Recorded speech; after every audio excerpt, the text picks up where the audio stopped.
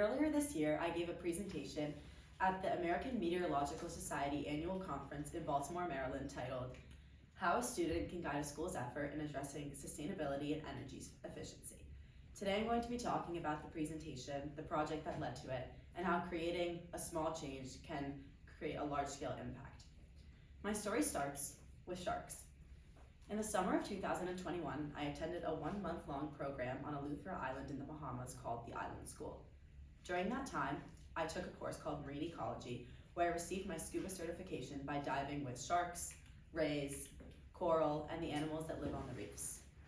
I started to think of these animals more like human beings than I ever had before.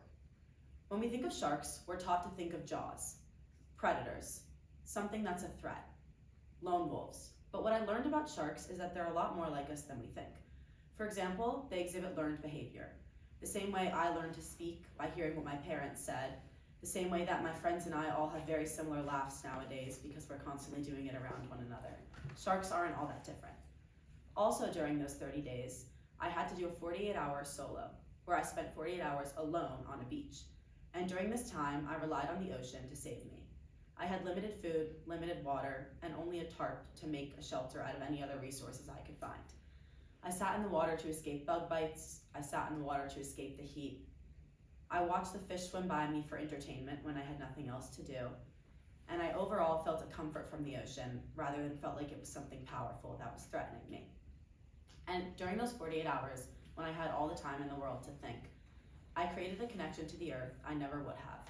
And that was when I decided, when I returned home, I was going to do something about my passion, something to save places like this, one of the most beautiful and memorable sights I've ever seen. So when I got to school my sophomore year, I decided to create an independent project.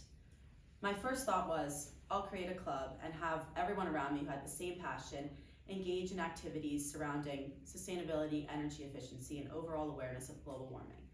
But I found a lack of interest from my peers. And it wasn't their own fault. I had to realize that the opportunity I had to form this connection was so unique, there weren't going to be people with the exact same passion as me.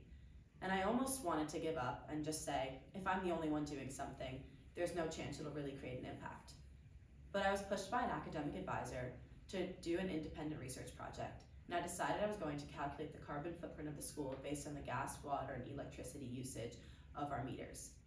I had access to records I never thought I would, meetings with administrators I had never met before, and felt overwhelming support for my journey. And I realized that maybe this would become bigger than just me. In the fall of 2023, the administration decided to bring in outside consultants where we discussed the campus master plan and how we would create new buildings that were more energy efficient and more focused on sustainability than the ones we currently had, and also improve the ones we currently had to be more energy efficient. I was a student representative on the committee, and I sat in on meetings discussing things that would outlast me at this school. I realized this was a legacy I could create. The buildings that would be here when I wasn't anymore would have a piece of me in them through this committee. The second thing we talked about was curriculum, how we could impassion more students to take steps like me. And we came across the fact that you can inspire young people to fight for something when you show them what it is they would want to fight for. If you went to a 7th grade science class and you showed them photos of the Amazon rainforest or the Great Barrier Reef, they might form a meaningful connection to these things and want to fight for them. They could perhaps go home and tell their parents that if they carpool to their soccer practice, or they wash their clothes in cold water instead of hot water, or they take shorter showers, they could be helping fight against deforestation or coral bleaching of these beautiful places they learned about in science class. And maybe their parents take that to heart, and they tell their neighbors to do the same thing, and their neighbors start to do it. And then their neighbor thinks, when I go into work, maybe we should hire a sustainability consultant for our company. Clearly it's a big thing that the world needs to change. And then the clients of that company start to do the same. And all of a sudden you've reached hundreds, if not thousands of people through the one 7th grader that you showed a documentary about coral to. And that is how change is really made.